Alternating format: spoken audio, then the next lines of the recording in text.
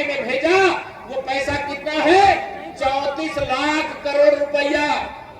अगर सपा बसपा कांग्रेस वाले सरकार में होते तो आप सबको मिलता 5 लाख करोड़ रुपया, और 29 लाख करोड़ ये बेईमान डकार गए होते।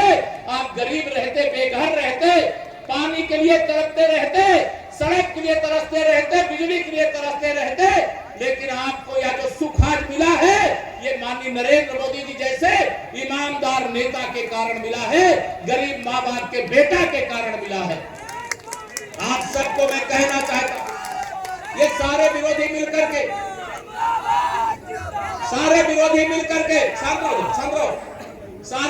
मिलकर के मेरे गरीब माँ बाप के बेटे, विशेष तौर से ओबीसी पिछड़े वर्ग से आने वाले माननीय नरेंद्र मोदी जी को ये चाहते हैं कि मुख्यमंत्री प्रधानमंत्री की कुर्सी से हट जाए।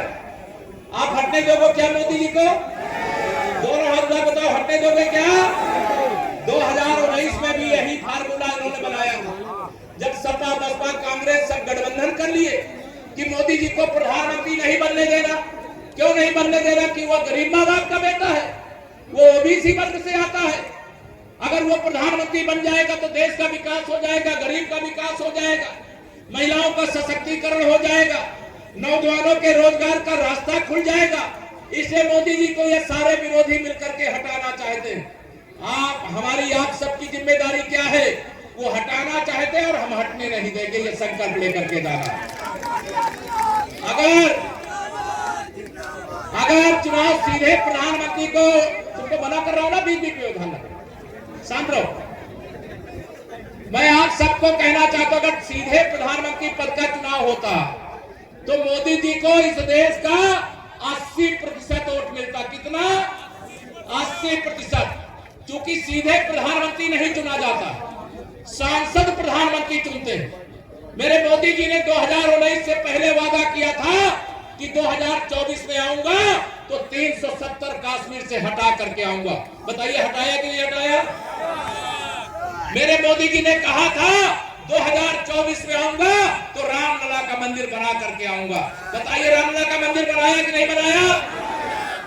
दोनों हाथ में बताइए, बनाया कि नहीं बनाया? मोदी जी ने जो कहा वो किया कि नहीं किया? देश का मान सम्मान बढ़ाया कि नहीं बढ़ाया? पहले पाकिस्तान के सैनिक भारत में आते थे, हमारे सेना के जवानों की गर्दन काट करके ले जाते थे। लेकिन जब से आपने 56 इंच के सीने वाले मोदी जी को देश की बागडोर सौंपी है, आप सब जानते 2 आतंकवादी हमले मोदी जी के प्रधानमंत्री बनने के बाद हुए। एक उरी में हुआ, दूसरा पुलवामा में हुआ, और उरी के हमले के बाद सर्जिकल स्ट्राइक करके देश के दुश्मनों को पाकिस्तान में घुस करके मारने का काम किया। 2019 के चुनाव के पहले पुलवामा में आतंकवादी हमला हुआ, यानी स्ट्राइक करके पाकिस्तान में घुस करके हमारे शानदार जानदार बहादुर जो कैप्टन थे, पायलट थे, ये अब 16 लड़ाकू विमान, बहुत ताकतवर विमान होता है, पाकिस्तान में घुस करके उसको मार करने के लिए आया हूं कि 2024 के इस लोकसभा चुनाव में अभी मुझसे पत्रकार साथी पूछ रहे थे, मैं उनसे कह रहा था कि 2014 में तो मोदी जी की लहर थी, 2019 में मोदी जी की आंधी थी, लेकिन 2024 में मोदी जी के नाम का तूफान है, सुनामी है। इसलिए आप सब लोगों से मैं पूछना चाहता हूं, 2014 और 2019 का रिकॉर्ड तोड़ करके 2024 में और बड़े रिकॉर्ड वोटों से विजयी बनाओगे यहाँ पर? दोनों हाथ में बताओ, बड़े अंतर से 2014 और 19 का रिकॉर्ड तोड़ोगे? पीछे वाले भी हाथ उठाओ जरा, सब लोग सहमत हो? इधर सब लोग सहमत हो? तो 2024 में बड़ा रिकॉर्ड बनाने का काम करना है। मैं आपको अगर देश प्रदेश की स्थिति की चर्चा करूं तो ये सपा बसपा कांग्रेस वाले कहते हैं कि संविधान और लोकतंत्र खतरे में। अच्छा मुझे आप बताओ, संविधान और लोकतंत्र खतरे में है कि सपा बसपा कांग्रेस की राजनीति खतरे में? क्या खतरे में है? श्री राहुल गांधी जी का, श्री अखिलेश यादव जी का राजनीतिक भविष्य खतरे में पड़ गया है, इसलिए संविधान को खतरा बताते हैं, लोकतंत्र को खतरा बताते हैं। 10 साल प्रचंड बहुमत की सरकार माननीय नरेंद्र मोदी जी के नेतृत्व में चली है। संविधान को खतरा हुआ था क्या? मेरा नेता ऐसा नेता है जो जब संसद भवन में प्रवेश किया तो पहले जैसे मंदिर में माथा टेकते हैं, लोकतंत्र के मंदिर पे पहले माथा टेकने का काम किया, तब संसद भवन के अंदर प्रवेश किया। संसद भवन के अंदर प्रवेश करने के बाद बाबा साहब भीमराव अंबेडकर के बनाए हुए संविधान को माथा टेका और उस संविधान को अपना रामायण, गीता, कुरान, जो भी अलग अलग धर्म के लोग मानते होंगे उनका धर्म ग्रंथ होगा। लेकिन मेरे प्रधानमंत्री जी ने कहा, नरेंद्र मोदी जी का आज से एक ही धर्म है कि यह संविधान ही मेरा धर्म ग्रंथ है। इस संविधान में जो लिखा हुआ है मेरे जीवन का लक्ष्य है।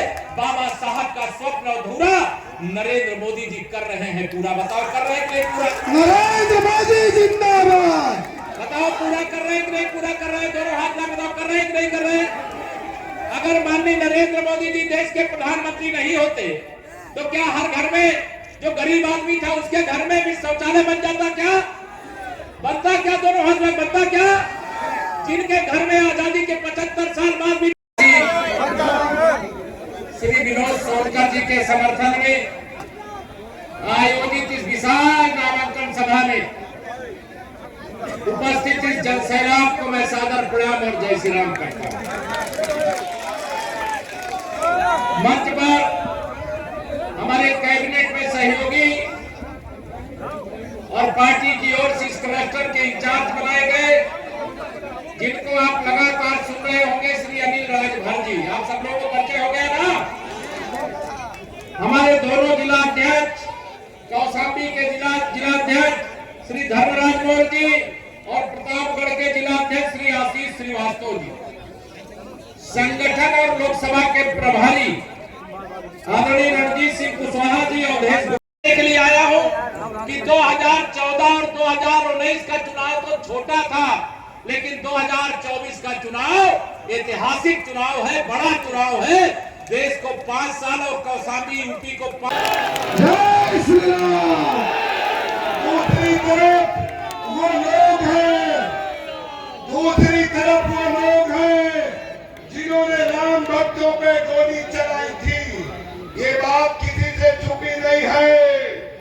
ये वही समाजवादी के लोग हैं जिन्होंने राम भक्तों पे गोली। नेता है, उनकी बेटी ने या भतीजी में नहीं जानता कौन है, लेकिन उसने कहा कि अब वोट का जिहाद करो। वोट जिहाद, पहले लव जिहाद करते थे, लड़कियों को फंसाते थे, फिर जमीन जिहाद करते थे, जमीन पर कब्जा करते थे, अब कह रहे वोट का जिहाद करो। मैं उनको कहना चाहता हूं, इस देश ने माननीय नरेंद्र मोदी जी के नेतृत्व में विकास का संकल्प ले लिया है, गरीबों के उत्थान का संकल्प ले लिया है, महिलाओं के सशक्तिकरण का संकल्प ले लिया है। इसलिए ऐसी कोई भी तुम्हारी कोशिश सफल नहीं होगी। सपा तो समाजवादी पार्टी होने जा रही है मेरे मित्रों, सपा सफा होने जा रही है, बसपा बिल्कुल सफा होने जा रही है, कांग्रेस मुक्त भारत बनने जा रहा है। इस बार कांग्रेस के सांसद इतने भी नहीं जीतने जा रहे हैं जिससे उनको नेता विपक्ष का पद मिले। उनके बहुत सारे प्रत्याशी अपनी प्रत्याशिता छोड़ करके जा रहे हैं। 3 लोकसभा में, 1 लोकसभा में तो प्रमाण पत्र मिल गया है, 2 लोकसभा में औपचारिकता बाकी है। विजय यात्रा की शुरुआत हो गई है और महाविजय के लिए मैं आप सबसे अपील करने के लिए आया हूं। मुझे पूरा विश्वास है कौशाम्बी इतिहास दोहराएगा, बड़ी विजय दिलाएगा, कमल खिलाएगा और मोदी जी को तीसरी बार हिंदुस्तान का प्रधानमंत्री बना करके दुनिया के पीछे भारत नहीं, भारत के पीछे दुनिया चले, ऐसा भारत बनाने का काम करेंगे। यही आप सब लोगों से निवेदन करते हुए मैं बीच में फिर आऊंगा।